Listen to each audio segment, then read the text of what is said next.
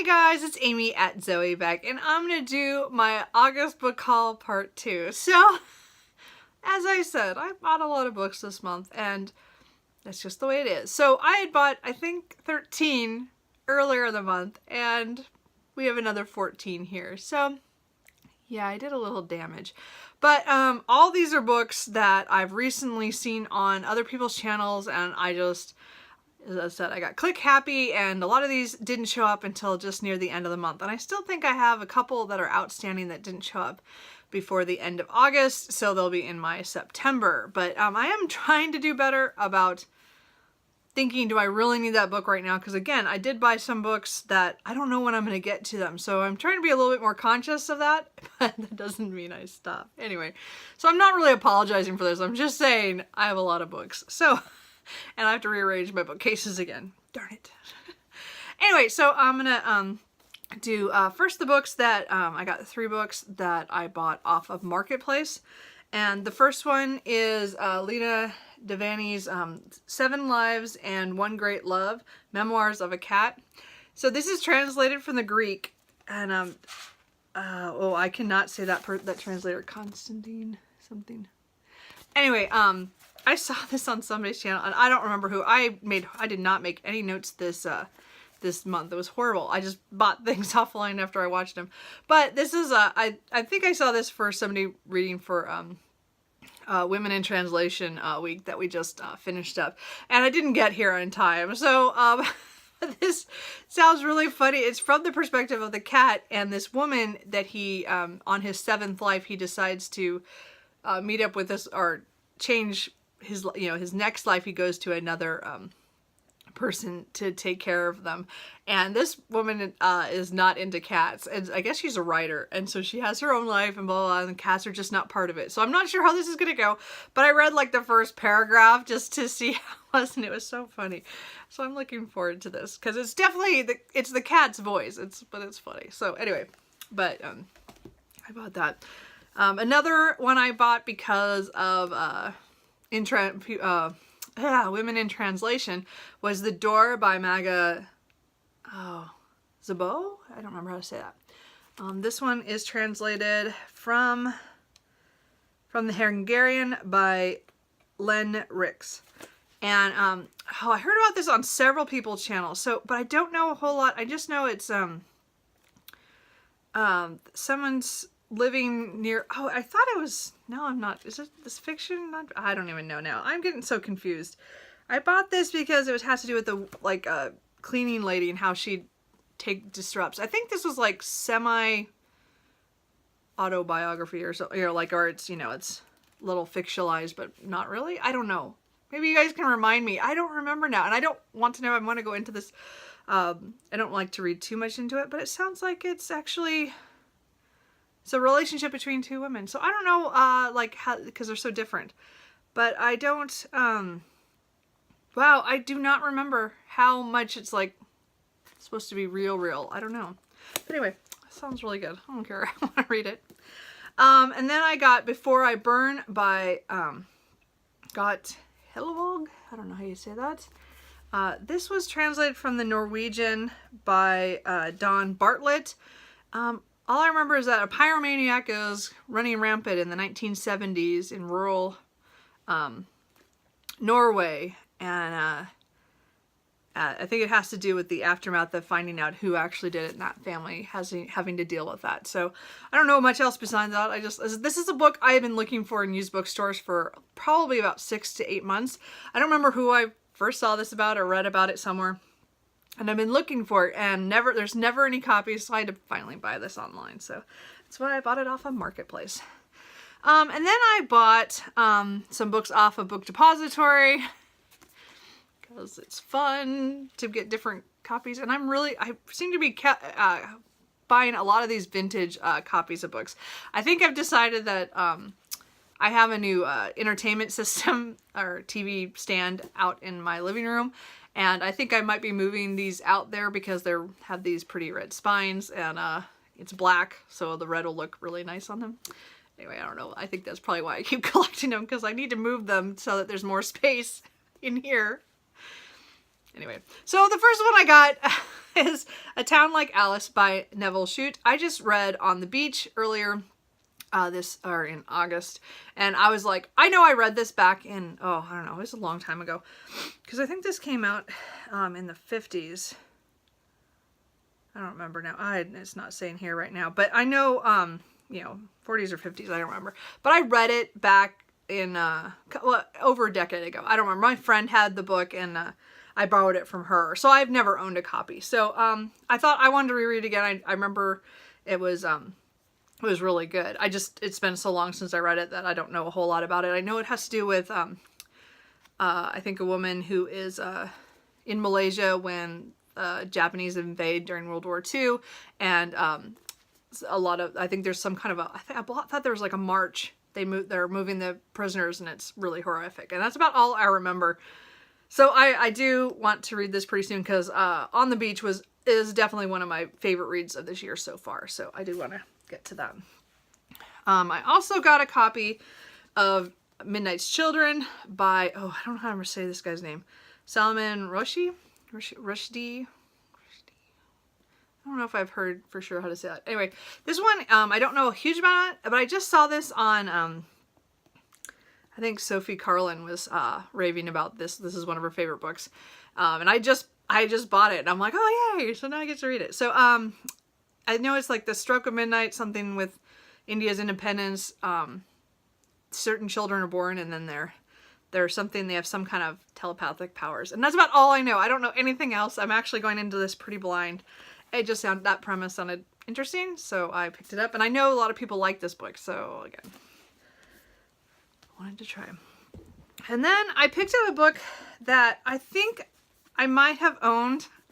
I went to Australia about 14 years ago, and I bought several Australian books, and I did read a lot of them because, again, my friend lives there, and so I bought a lot of books, and then I read most of them, but a couple of them I did not. And I think this is the book that I might have had that I got rid of after I'd had it on my shelf for like 10 years. And when I moved back to Oregon from California, I think I might have gotten rid of it because I can't find it on my shelf. And I thought I'd kept most of them, but I think I've gotten rid of them now that I've read them. So anyway, but that is Tim Winton, Cloud Street. It might not be this book. It's definitely this author. I know I was going to try him, and I did not get around to it.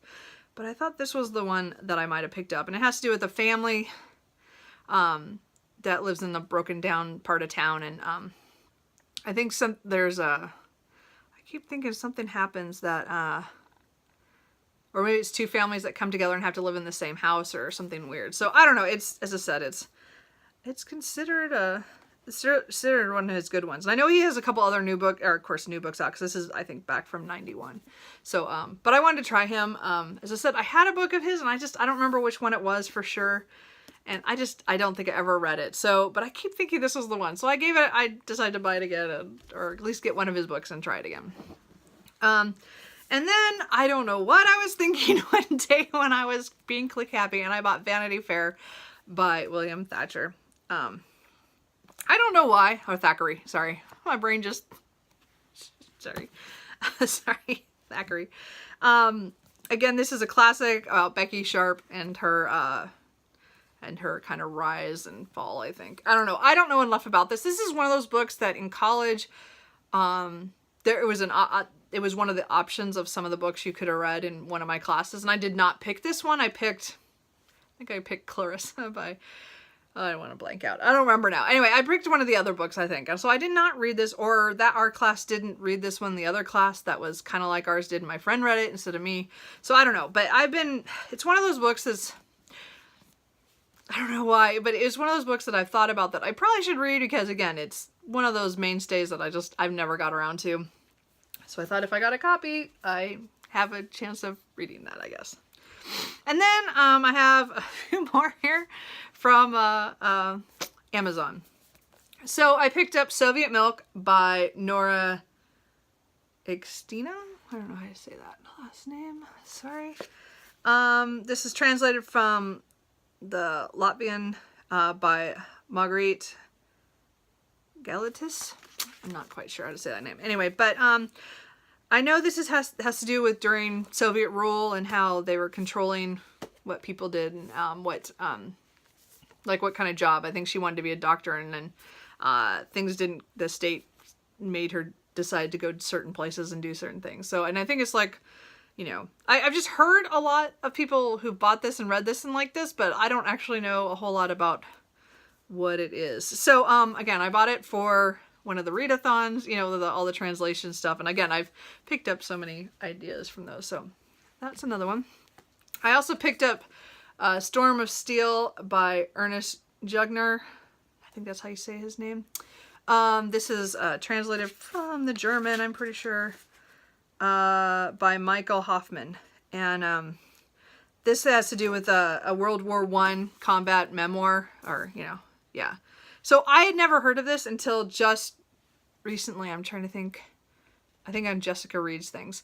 And I had never heard of it, and it sounds intriguing. Of one, you know, I don't read a lot of stuff about World War I, and I do want to read a few more. I mean, I've read a ton of stuff about World War II, so I feel like there's like this gap, like there's not quite as much on that. So this is one, sounds like I should have heard about it at some point, but I hadn't. So I'm not sure about this whole cover. This is I went for the cheaper version, but whatever. It's got French flaps and it's got the décolletage, but I don't know about the whole, I don't know. Oh well. And I picked up another nonfiction. This is Names for the Sea, Strangers in Iceland by Sarah Moss. Now, I've not read any Sarah Moss yet. I have one of her books on the Title Zone on my shelf that I wanted to read this year. I just haven't got to it yet. But this book is about her and her family moving to Iceland. I'm not sure how long they were there, but I know that they went there, and it's her kind of telling about how that was when they got there, because I guess it was during a recession.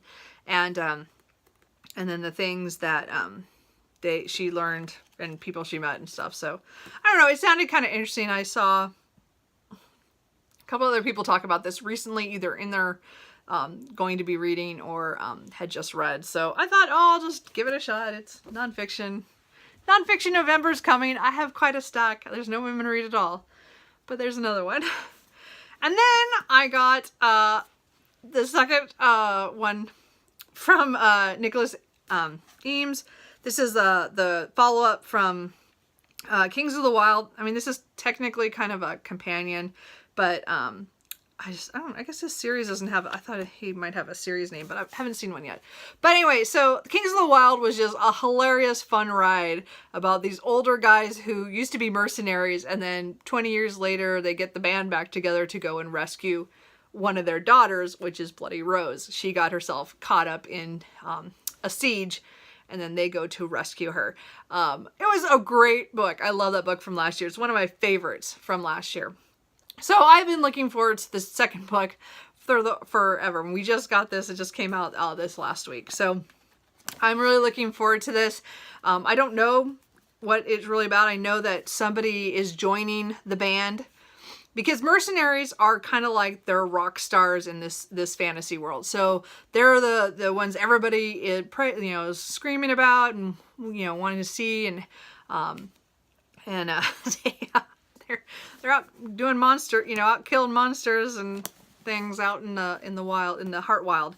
So anyway, I'm looking forward to this. Again, no idea really what the plot is, because I don't want to know. I just know it has to do with Bloody Rose's her band of mercenaries, and and then this one woman, I guess, joins the group. So it'll be interesting. I'm kind of looking forward to that. Can you tell? And then I kind of splurged. I earlier this month read, or earlier in August, I read The Lady Astronaut of Mars, and by Mary Robinette Kowal. And I have bought a lot of her books in the past, and for some reason I just did not pre-order The Calculating Stars, which is The Lady Astronaut of Mars. This is like the story before that one, because that one's like afterwards when she's older. So after I read that story, that short story, I'm like, oh, now I see why she got books written on these about the past. So these are awesome. It's an alternative 1950s, I think, 50s, where and I think an asteroid takes out Washington, D.C., so it throws the world into panic, and they're all trying to race because they have to get off the planet. And she's one of the women who was a pilot, and so she wants to be the first lady astronaut, I believe. So that's at least the premise that I remember hearing. I think they're trying to get to Mars. I don't know, but they're trying to get out of space. And I'm not sure. Anyway, so this sounds really good. So I bought that one, and then the second one had just come out, so I just bought it as well. So that's The Fated Sky. So I can read them pretty much back to back, which is probably what I want to do, because they came out only a couple months between each other, so for the duology. So I think it's only supposed to be 2. So anyway, I'm really looking forward to that. And then finally, the really last one is another science fiction. This is Adrift by Rob Buffard.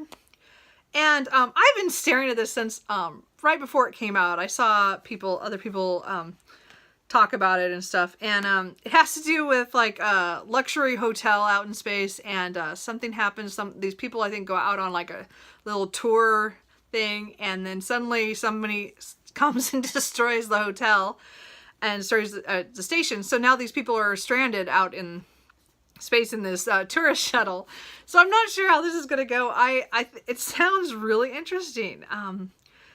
Because they said the ship is following them, or trying to find them. So I don't know what's going on with this, but this sounds really good. I have not heard anybody who has actually finished it though, but it's been one I've been looking at, and I just finally, as I said, I got click happy and I just bought it.